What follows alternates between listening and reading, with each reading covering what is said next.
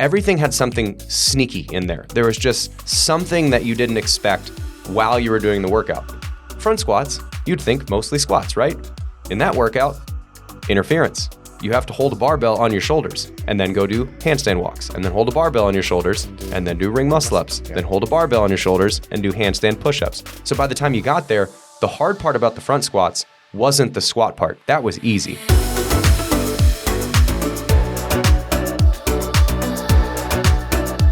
Welcome to Fitter Every Day, the show where we break fitness into bite-sized bits to help make you fitter every day. We're coming off the Open and quarterfinals season, so we're going to be reacting to what the Open was like. If you're not sure what the Open is, a couple episodes back we talked about it. We're going to get into it a little bit today, but we're joined here by Shawn Nuetzman.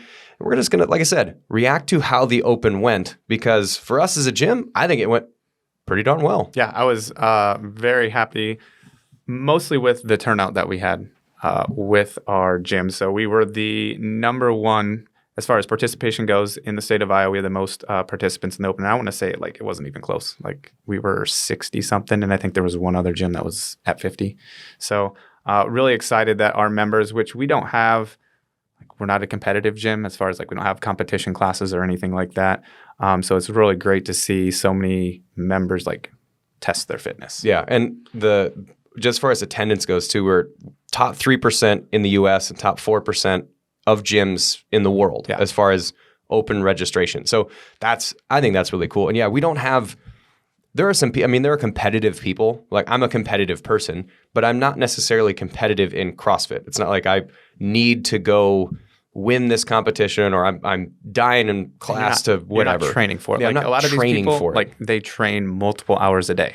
For pretty much all of our members, it is, I come in to do the class workout, maybe a little bit extra stuff. Sometime between 4 and 6 days a week. Yeah, and that's it. Yeah, and so we had, 60 plus people that were showing up in there, and we had 13 of those people advance to the next stage in qualifying. So let me back up just because some people may want a little bit of context for this. So the Open is exactly what it sounds like. It is an Open. Anyone in the world can, and I think should, do the Open.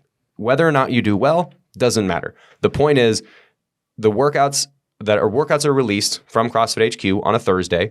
You then have until Monday to do the workouts to a standard that they release. So if it's in one of the workouts, it says 50 push-ups. What constitutes a push-up? That you're, in this case, making this up, chest touches the ground and your arms lock out at the top. Those are things that you have to do to say that my 50 push-ups and your 50 push-ups of someone who lives in Nicaragua are the same. So there is a list of standards and movements that are there and how to quantify what fast, slow, good, or bad is. So everybody in the world did that. I think this year there were 350,000 people that entered and submitted a score, registered for the Open.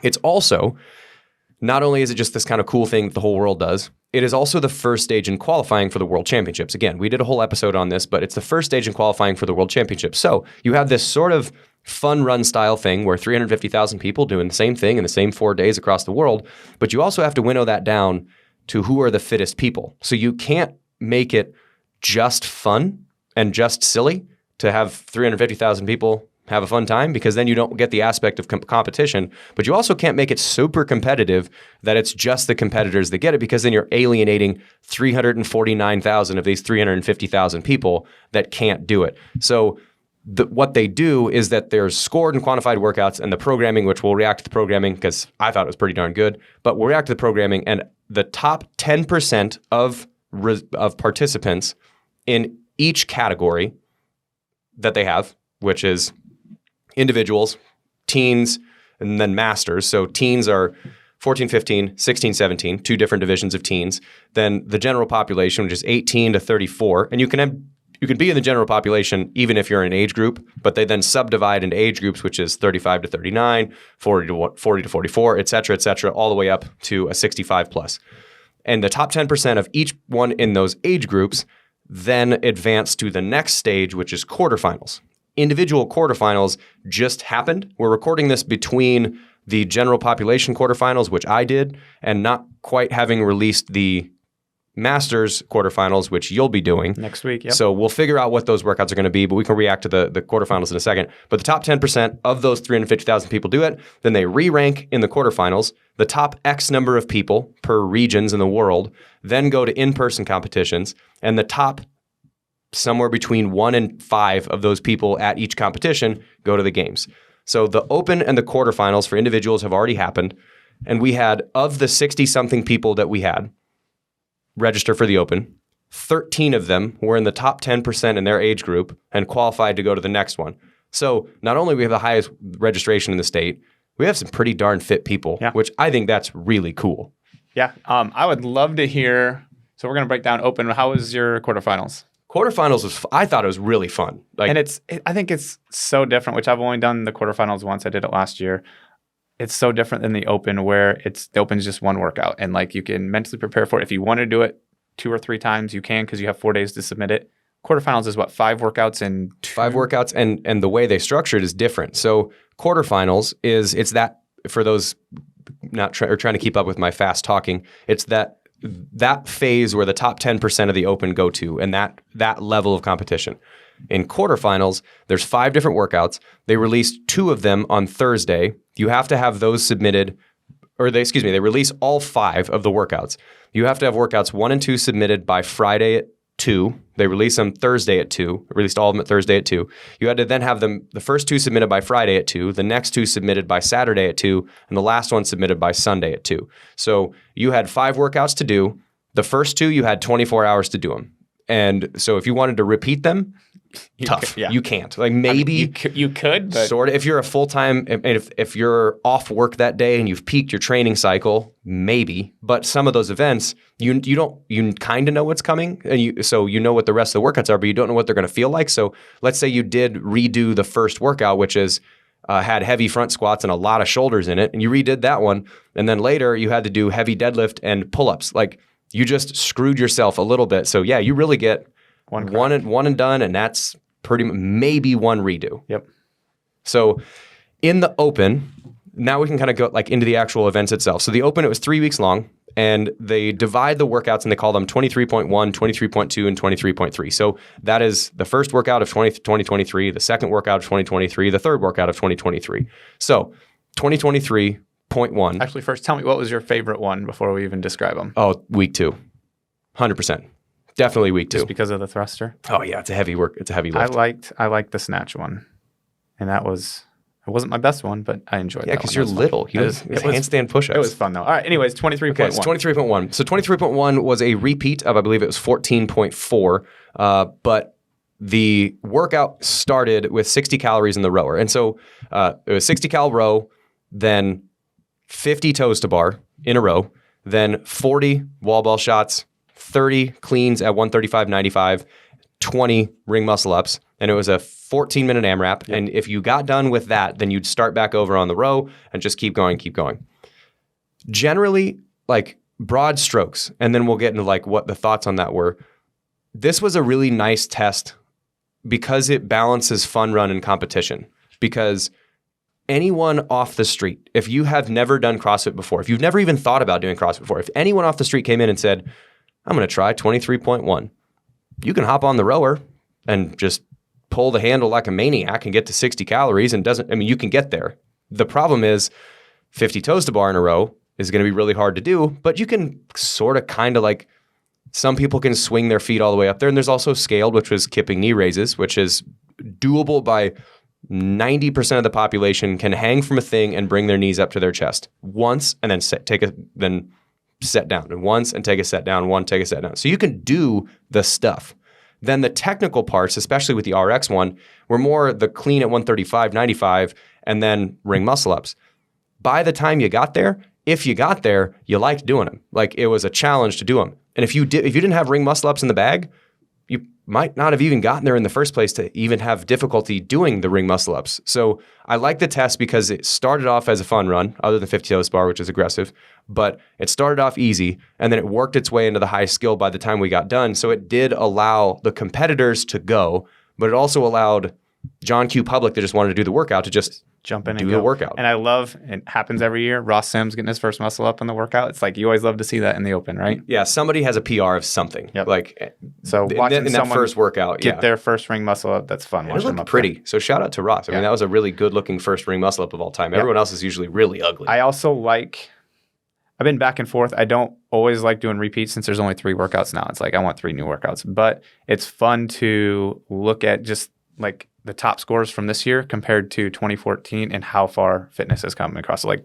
the best score in 2014, like how many people were getting that this year? I think there was something like 100 and something people beat the top score, which was Rich in the first one. Yeah. I think the thing that's come really far too is like the women's scores have really come a long ways. Where as fitness has gotten more common, it's become less weird for women to get really involved and invested into it versus in like 2008, if someone said they were, you know, generally speaking, if a woman said they were going to go do some squat cleans, everyone would be like, that's what? Why? And now it's substantially less weird for that to happen. Common thing. So like the stigma for women starting and wanting to be decent at it is much lower. So the population of athletic women that are doing this and have been doing this for a while is substantially higher than it was. So now you have better people pushing other better people to make everybody better. So yeah, like watching, you know, the high level competitors do it, finish all the ring muscle ups, get back to the rower and get back to the toes to bar. And I'm like, how in the world? Like, and if you were in the top 1%, if you finished all the muscle ups. Yeah, I got through the muscle ups top 1. I've done that workout. I bet I've done that workout 15 times. I did it the Monday before they announced it. Like I've just done that workout. And I'd never gotten through the ring muscle ups. And I got 1 calorie on the row. Like I was pumped. And I was still like a bunch of people beat me. And that was still top 1% in the world. Yeah. And now like the high level competitors like Laura Horvath and Mal O'Brien and whatever, like those people are into the toes to bar. Like 4 or 5 minutes ahead of my pace. Yeah. It's like, all right. Substantially better. Yep. That was, I don't know, that was, I would say of the tests, that was my second favorite-ish. It was fine, but that's because you hate strict handstand push-ups. I hate strict handstand right, push-ups. The second workout, 23.2, was 2 parts. I'm guessing I enjoyed the first part, and then you enjoyed the second part. I enjoyed both parts, actually. And so for different reasons. So with Open 23.2, what Open 23.2 was, it was a 15-minute AMRAP, which was a similar 15-minute, I mean, a 14-minute AMRAP in week 1, 15-minute AMRAP in week 2. But the difference between those two is pretty stark, where yes, they're both 14-minute AMRAPs, 15-minute AMRAPs, but the first one, because of the nature, other than the row, you had to stop at times. Like if you were doing toes to bar, you can't just slog your way through toes to bar consistently. You do them and then you stand there, and you do them and then you stand there. And by the time you got in the middle of the workout, it's like a 1-to-1 work to rest, where you're working for 50% of your time. You do a set of 3 to 5 toes to bar, or a set of 3 to 5 cleans, or maybe you're doing singles, but you're doing something and then standing there, and doing something and then standing there. And you have to. Like, you have to take smart breaks unless you're really good at ring muscle ups. Otherwise, you're going to get there and you're going to have nothing left. Yeah. And you're just going to stare at the So rings. it's a 14-minute AMRAP in week 1, but you have to stop. So the nature of the movement, the nature of the energy system in there is sprint, stop, sprint, stop, sprint, stop, sprint, stop, sprint, stop.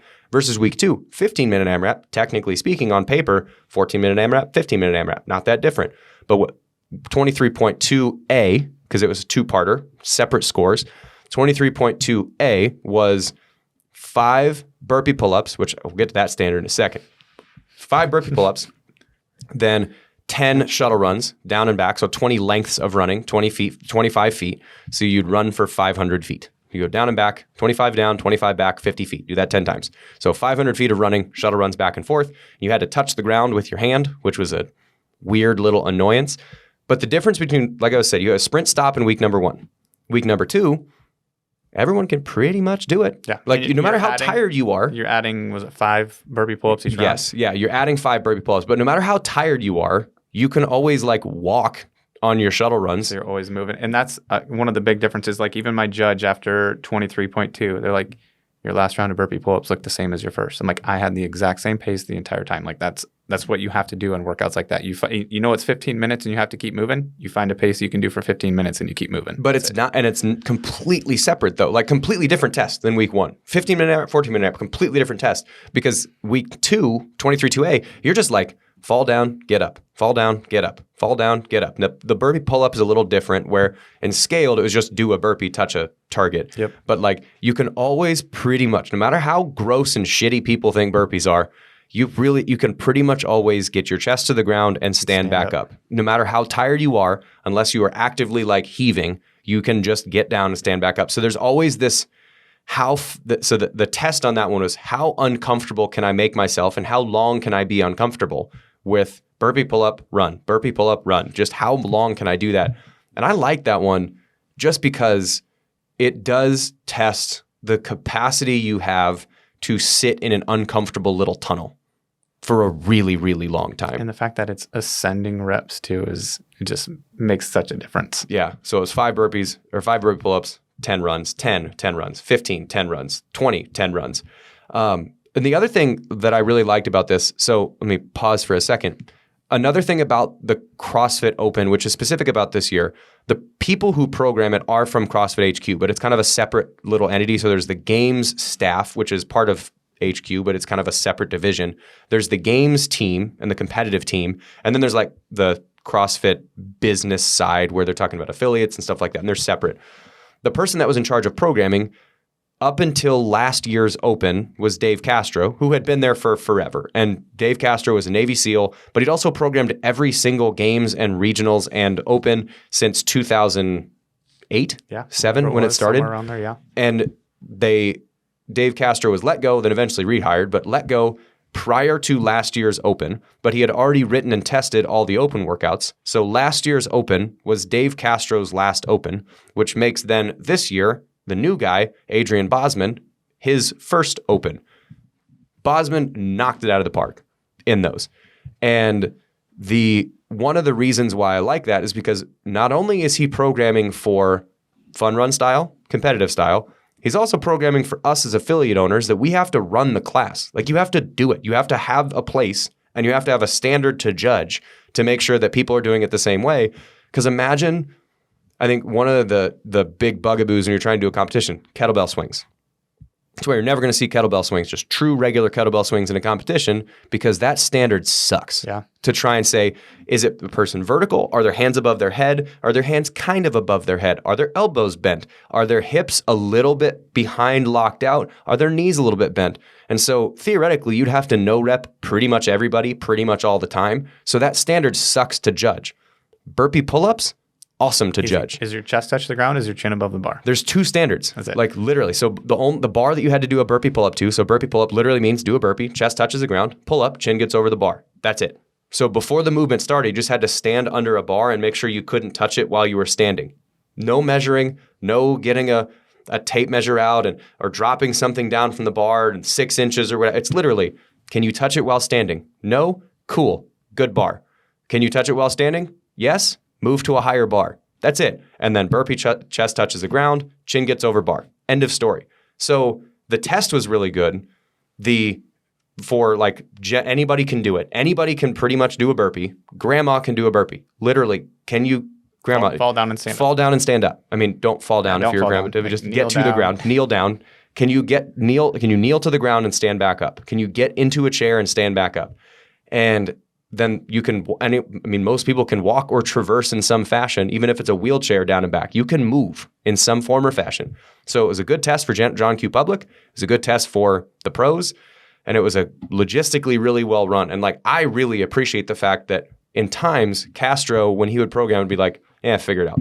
Like if you're an affiliate, yeah, figure it out. The handstand push-up standard, yeah, figure it out. They had class plans and everything ready for all the workouts too. I like that. So yeah, it was organized. And then 23.2 B. 23.2 B. 1 rep max thruster. Did not like to see that. A+. A+. I'm sure you did like that. That one, I think it was 730th in the world, I think, in that one. Yeah, that sounds about right. 277 was what I ended up getting. So I did you fail any attempts? No. Yeah, so after 23.2A, wasn't exactly thinking real sharp, and I thought I loaded 227 on the bar, and then I found out after I failed it twice, it was 237, and that's why I had to redo the workout because my 217 was not good. But yeah, it was a good test. That's a great test of strength, 1 rep max thruster. If you don't do CrossFit, I'm guessing you don't know what your 1 rep max thruster is. Yeah, and And I think the fun thing about that too is there was a 5-minute time frame, and Yeah, and the clock started immediately when you were done with a minute 2A. to pick myself up off the floor when I got done with the first part. So. Yeah, and so you have this immediate time frame where you're done with it. Congratulations, you got done with the workout. Go pick up a barbell. And so you have to kind of compose yourself. So the difference on this one, and they've had other workouts in the past where I come like 18-2A and 18-2B was another workout, whereas dumbbell front squats and burpees over the bar, and then max clean. With remaining time, you had a max clean. So you had to sell your soul to get enough time to be able to get on the barbell to do something heavy, versus the structure on this one permitted people, if they weren't all that good at the cardio part, you could do nothing.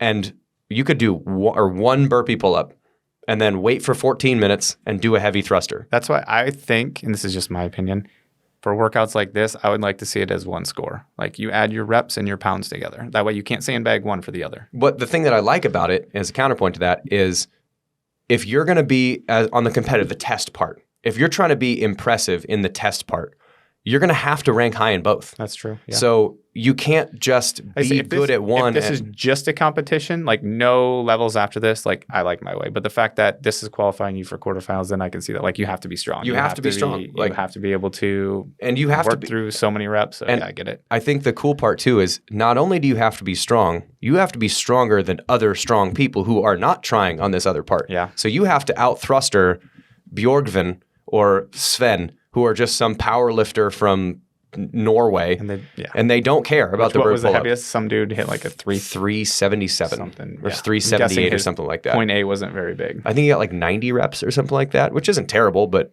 I mean, that dude's a power lifter. Yeah. And so you have to be, if you're trying to compare and say, did this person, are they fitter?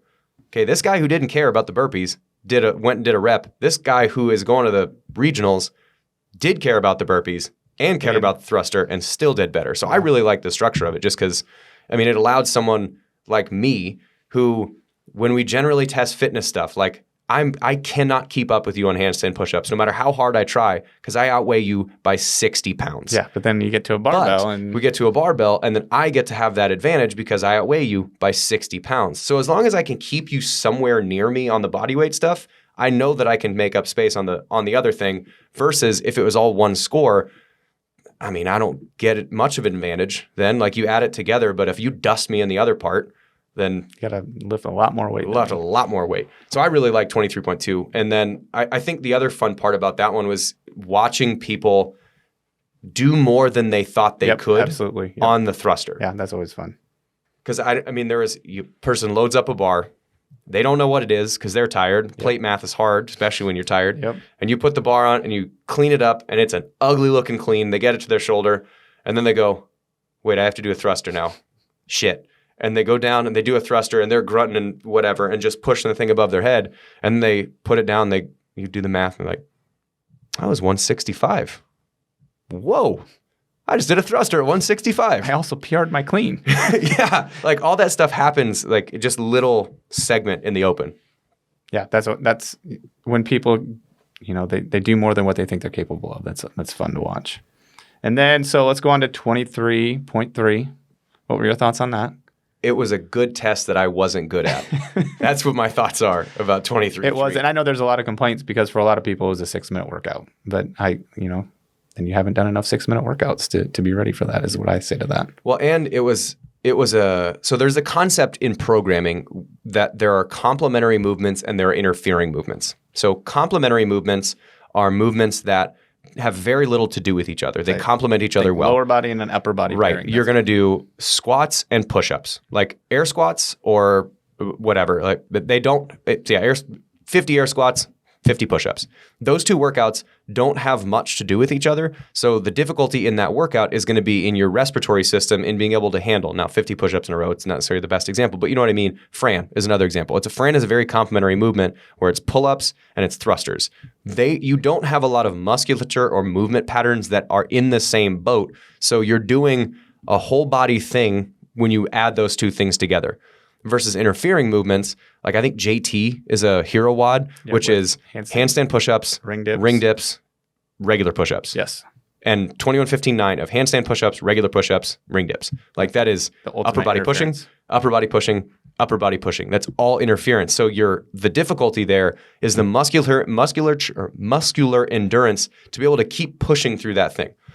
23.1 was a very complimentary workout where we went rowing into toes to bar, into wall balls, into cleans, into muscle ups. There's just a lot of stuff. Yeah. Number 2, very complimentary workout. Burpee pull-ups, running, not a lot to do with each other. Thrusters, not a lot to do with each other. Workout 3, super interference. 100% Yeah, all interference. I remember warming up the snatches before the workout, and I got 185 on, and I'm like power snatching it easily, which normally I can power snatch it, but it doesn't feel good. I'm like, this feels good. Like I should keep snatching heavy and see what I can do. And then I got to the 185 bar in the workout, and I failed my first rep. Like that's how much my shoulders were just smoked after, wall walks, and then double unders, and then strict handstand push-ups and double unders. So the workout was 5 wall walks, 50 double unders, 15 snatches at 95-65, 5 wall walks, 50 double unders, 12 snatches, 135-95. Then if you finished those in 6 minutes, you then bought yourself 3 more minutes of fun, and you got to do 20 strict handstand push-ups, 50 double unders, 9 snatches, 185. If you successfully completed that, you bought yourself 3 more minutes of fun of 20 more strict handstand push-ups, 50 more double unders, and then 6 snatches at 225. And all that had to be done at the time frames, 2 rounds in 6 minutes, the next one by 9, the next one by 12. So at the long end, you're working out for 12 minutes. On the short end, you're working out for 6 minutes. And wall walks, all shoulders, double unders, mostly shoulders, snatches, mostly shoulders. So you have all this interference that exists. But at the same time, talking about the same fun run versus a competition style, like wall walks and scaled wall walks, most CrossFitters can do that. Jump ropes, whether it's double unders, single unders, most people can do that. And the first snatch weight, most people could do that depending on, not every single person. It's a fairly technical movement, especially if you're new to the sport. But it's a fairly technical movement. But the first weight, 95-65 for RX, and I think it was 65-45 for women's, or the scaled weight. Like most people, if you've been doing any CrossFit for even a couple months, like you'll be able to do that scaled weight. That first weight. Yeah. And then wall walks, jump ropes, and that second weight is where it starts to be, like that's separator number 1. That second snatch weight is 135-95 for a lot of people. Which starts to get dicey. Did you do all singles there? 100%. Yeah. But you see like Mal and those competitive people, like they're doing sets of 4 or sets of 6, like just tap and go, like nothing. Well, Mal O'Brien's a different animal. We talk about that competition. That's just a different level where like I'm struggling to do singles at that weight and people are doing it in like 2 sets and not tired at all. But I think generally as the Open progressed, you got a pretty good picture of who the fittest were, the competition aspect of it.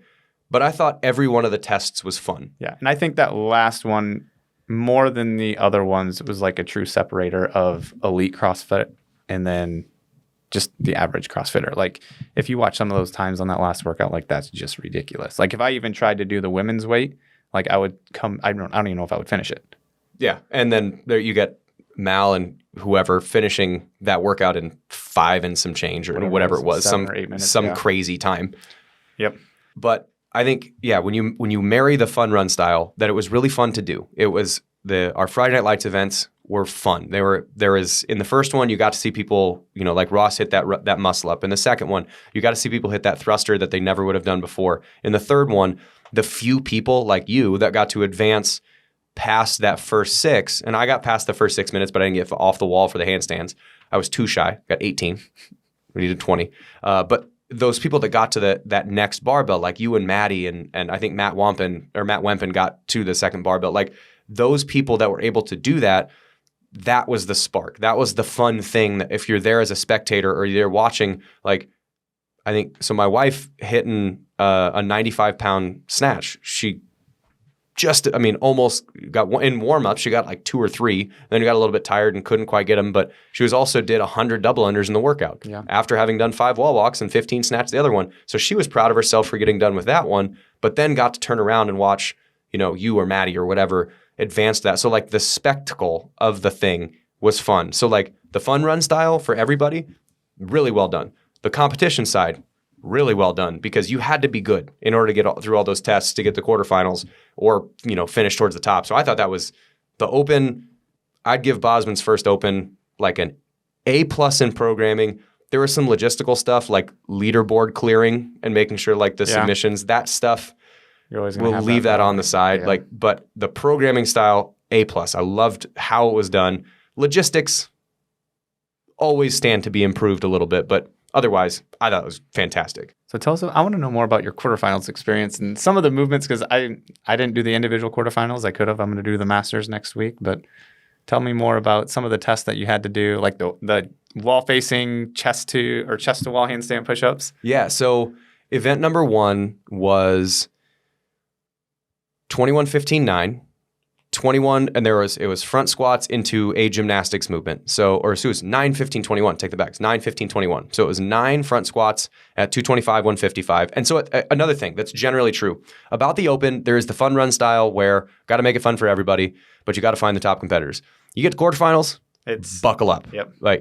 I can do whatever I want, almost whatever I want as a programmer because the people that are going to be doing quarterfinals are already in the top 10%. So you probably have done CrossFit before. So I want to push you. It's like if you sign up for a competition for RX Plus and the standards are prepared for anything. Yeah, I can do whatever I want. So the test, it becomes more. There's more skill. There's more volume. There's heavier weights. There's stuff that you can't put in the Open because it's not that the fun run style isn't there. It's just that us weirdos that are in the quarterfinals to 98% of the people. It's fun for me to do the challenging stuff. Yep. So the first workout, so it was 9-15-21, 9 front squats at 225, 155. There's no scaled. So in the Open, there's a scaled version. It's just you get one workout. So 9 front squats at 225, 155. Then 9 25-foot segments of handstand walks that must be unbroken. So you have to do it 25 feet in a row. If you broke, you had to restart that rep. Then 15 front squats at 185, 10 or 125, and then 15 ring muscle ups. Then 21 front squats at 135, 95, and 21 strict wall-facing chest to wall handstand push-ups. So in that one, the squats didn't feel like anything. And granted, I got a lot of legs. It'd actually probably be pretty fun to watch me and you go back and forth on that one. I feel like I would be way out in front until the handstand or until the ring muscle ups, and then you would absolutely just walk by me on the handstand or the ring muscle ups and the handstand push-ups. Yeah. But the squats, the reason why that was a really sneaky workout, and I thought each one of these quarterfinals workouts, Annie Thorisdottir said it pretty well. Everything had something sneaky in there. There was just something that you didn't expect while you were doing the workout. Front squats, you'd think mostly squats, right? In that workout, interference. You have to hold a barbell on your shoulders and then go do handstand walks and then hold a barbell on your shoulders and then do ring muscle ups. Yeah. Then hold a barbell on your shoulders and do handstand push-ups. So by the time you got there, the hard part about the front squats wasn't the squat part. That was easy. It was for your legs. Yeah. But the fact is that for me, it was holding the rack position, knowing that I had to do, 250 feet of handstand walking. Yeah. And then knowing that I had to hold the rack position and doing 15 ring muscle ups. So it's just getting more fatigued on there. So it was kind of being smart. Like, could I have done all 15 unbroken on the front squats at 185? Sure could have. If I did that, my ring muscle ups would have been garbage. Yeah. So I broke that one up just to save my shoulders before I got to the next one. So the sneaky part was how much you didn't get to rest your shoulders. There's no part that your deltoids got to chill for a little bit because you're either walking, muscle ups, or pressing. Holding the weight, yeah. And then actually, I liked the wall facing handstand push up standard for my long arms better than I liked the wall away ones because I could reach my thumbs because all you had to do is it was the same 30-inch line. You just had to touch the line, so I could put the width of my thumb while I was facing the wall on there and have my hands out wider. Yeah, that probably felt more comfortable. Which is much more comfortable. Yep. Now, my feet were probably wider than the standard allowed, but I counted them anyway, so DQ me. I dare you. I tried the wall-facing handstand push-ups after watching that workout for the first time. I like them. Yeah, I like that standard. I also like it because the other thing that was interesting about it is you had to wall walk your way in. You couldn't just fall off the wall. And Yeah. I'll do another. Like, it makes you think more about, like, maybe I could do 1 or 2 more reps before I have to flip off this wall. Yeah, and you climb can't back just up. do singles or doubles like I tried to do in the wall away ones. Yep. You had to wall walk your way in, which is a skill in itself to get yourself situated upside down while your shoulders are already tired. And then in order to get out of that, you pretty much had to somersault. Like you couldn't. You can walk out. You can walk out or you can just roll. Yeah. And so it was another, like it's another skill. A sneaky part is like, are you comfortable doing a somersault with your shoulders tired? You should be able to, or you're going to have to feel like you're going to snap your neck. Like, so the testing on that was really interesting because there was a lot more skill and strategy in that workout than there was in some other ones. And again, a lot of strategy, and you're not going to do that workout more than once. So you figure it out and go. Yeah, you kind of can't because your shoulders are fried by the time you got done. So, I mean, maybe an elite level CrossFitter like a, Gabby Magala, like maybe she could redo it, give herself an hour. Yeah. Us normal humans can't. Yeah.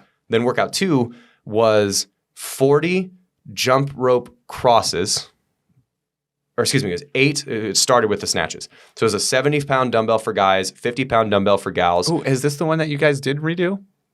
Didn't you not take a video of this one? So we had a video of it, all right. but the video cut off after 6 minutes. That's what it was. Yeah. So we had a video, we were live streaming it, and then cut off for 6 minutes. But and technically, the video submission standard, it wasn't necessary. You just had to have a video if you proved it. So if they asked if my 4 rounds that got in 3,000th place, if they weren't concerned, thrown a concern, I'll redo the workout for you to show you that I did it. But it was 8 snatches on your right arm with the dumbbell into 8 walking overhead lunges. Again, thinking of the standard in judging, doesn't matter how far you walk. So the little shuffle step you do in between. Doesn't matter. Doesn't matter. Yep. Go ahead, do it. So it's just 8 lunges wherever it takes you. Then switch arms, 8 snatches on your left arm, then 8 lunges on your left arm, and then 40 jump rope crosses. So it's not, these ones weren't like the games where it was a double under cross. This was just I jump, my hands are in an X in front of me, and the rope goes underneath my feet. Then I straighten my hands out, and the rope goes underneath my feet. And I just alternate back and forth between those. And in the standards, it said when your arms either cross or uncross, the rep counts. So pretty clearly, as my hands go from regular jump rope position to the cross position, that's 1. And then I go to jump another time, my hands are uncrossing, my rope comes underneath my feet, that's 2. As opposed to going cross, return 1, cross, return 2. A lot of people were up in arms about like, oh, well now I got to, because Bozman put out an Instagram video describing how to count it, but it was after the workout was already released with only like 2 hours to go. Yeah. And people were like, oh, now a bunch of people are going to have to redo it. I was like, no, idiots, just read. It's very clearly in the standards. But the other thing that I like about that one, talking about what we're testing, if you're trying to test for fitness, I have to be able as a programmer to throw you a curveball and see how fast you can pick it up. Is that you don't have time to practice it and redo it 6 times and whatever. That was in submission window number 1. All the workouts got released at the same time. That was test 2 that got submitted or released on Thursday at 2 p.m., due by Friday at 2 p.m. Had you ever done the crossovers before? When I was like 10, Yeah. maybe. I've been trying them since then. I'm better at them, but I've never been more frustrated with something that should not be difficult. Yeah, and you watch like a 6-year-old do it, and it makes sense. Yep. But like when you do it under fatigue and your heart rate's high, it becomes harder. So it's different when you're doing that. Also, have a rope that tangles and untangles very quickly, or that untangles very quickly if you want a hip to it. So like the ones that like click, the little plastic beads on it. Yeah. If you're debating doing the crosses, those are going to be easier because they'll straighten out faster. Because the problem is trying to go straight into curved if you're not good at them. But anyway, like it gets submitted. You have 24 hours to do it, and you got to sleep at some point in there. So you can practice for 2-3 hours, if you really care about it, about your crosses. But that's all you get. Like you don't get multiple times. You can't test it in a workout and see how it feels when you're tired. Yeah. It's here's this skill you probably haven't done. Go. So I thought that particular attribute of that one was fun. When was the third one, the clean and jerk one? Well, there is one other thing about the crosses that was weird. Again, the sneaky part, the weird hard part. So when you get good enough at jump rope, which you and I have been doing CrossFit long enough where I would say we're pretty proficient at doing double unders, triple unders, whatever. With double unders, you're efficient at it. So you turn off the muscles that you don't need. You don't have to flex everything. You don't have to jump very high. You can just whip the rope around. It's pretty quick. I can get my double unders down. when you're not efficient at the movement, it's sort of like someone new learning double unders where you have to jump 1.5 feet off the ground just to get the rope underneath your feet the way you have to. So you would jump 1.5 feet off the ground to get the rope to be across. Then you have to jump another 1.5 feet off the ground when you try and straighten your hands out because you have to uncross the rope and you didn't, quite get it right. And then for me, I had to do a recovery jump to then go back across. So there's 40 jump ropes you had to do. I had to do a little recovery jump in the middle. So I had to do 60 jump ropes. But what that felt like was 60 jumps where I was jumping 2 feet in the air. Yeah, I remember every single time. The first time I practiced them, I'm like doing tuck jumps. Yeah. I'm like worn out after 10 or 15. Just like, exhausted. Crazy. And so it is a nice little empathized reminder of someone who is learning double unders that it is harder for them than it is for you because you are efficient at the movement. So you're new. So my heart rate was 1,000,000 when I was doing the jump ropes. Dumbbells were whatever. I mean, again, strength is not a problem for me, but like the jump ropes were super hard because everything was nearly a max effort jump every single time. And just like you have to think about every rep too. Like you can't just, like you said, shut your mind off and go like actively thinking about crossing over because it is a new movement. I think test 3 was the GHD one. No, test 3 was the heavy weight. That was, I love test 3. The clean and jerks. Yeah, that's what I thought. Yeah. Plus, you started with 5 burpee box jumps? Test 3 was my favorite. It's probably my favorite test that has ever been in any CrossFit workout. So it was 5 burpee box jump overs at 30 inches for guys, 24 inches for gals, and then 1 clean and jerk at 275, 185. Then 5 burpee box jump overs at 30, 24, and then 2 clean and jerks, same weight. 5 burpee box jump overs, 3, 5 burpees, 4, 5 burpees, 5. So you eventually had to do 15 clean and jerks at 275, 185. 15-minute time cap? 10-minute time cap. 10-minute time cap. So you had a 10-minute time cap to do 15 super heavy clean and jerks. And I mean, the burpees, whatever. Right?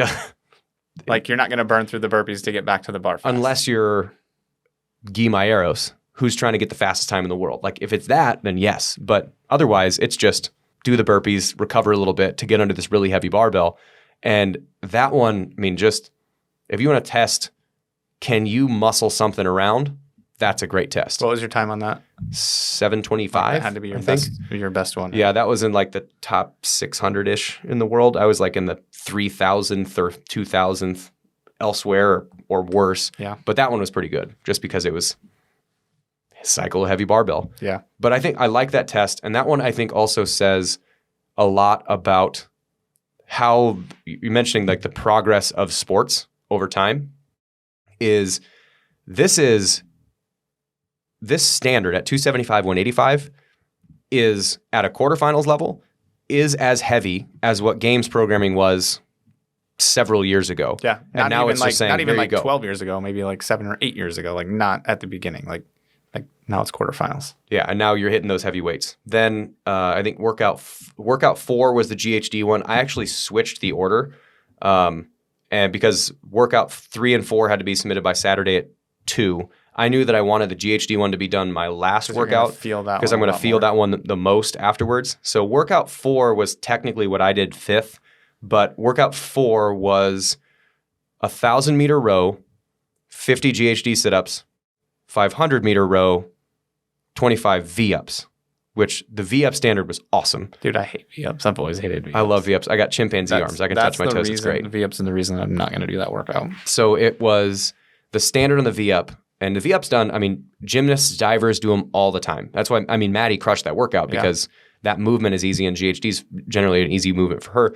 But the standard was that your hands and feet have to touch the ground to be at full extension. And then where your hands have to meet your feet, but the order has to go feet, head, knees. So you had to be in that order. Your head had to be below your feet, but your head had to be above your knees. So you couldn't be laying on the ground like a turtle, just bring your feet up and smack your hands, but you also couldn't do a sit-up and touch your feet. So you had to meet feet, head, knees. That's a good standard. And just because there is a good standard like that, like I could see us programming those a lot more since it is a standard. Yeah, it's possible to do. So look out for V-ups showing up in workouts.